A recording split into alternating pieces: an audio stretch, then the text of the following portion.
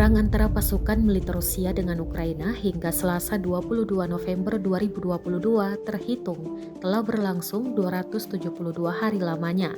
Konflik yang terjadi di antara negara bertetangga tersebut hingga kini terus berlanjut dan belum tampak akan segera berakhir. Terbaru pasukan Rusia mengklaim menghancurkan bunker beton milik Ukraina. Bunker beton itu dijadikan tempat bersembunyi pasukan Ukraina. Rekamannya ramai beredar di Telegram pada Selasa 22 November 2022. Dalam keterangan unggahan disebutkan pasukan Ukraina yang bersembunyi di bunker beton dihancurkan oleh tembakan tank Rusia. Ledakan dahsyat juga terekam kamera drone.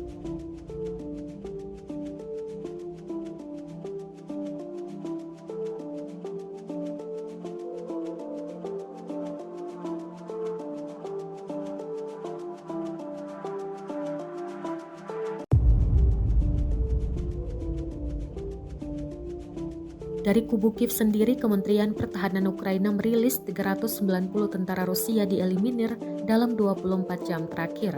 Total, 84.600 prajurit Federasi Rusia meninggal sejak awal konflik hingga 22 November atau hari ke-272.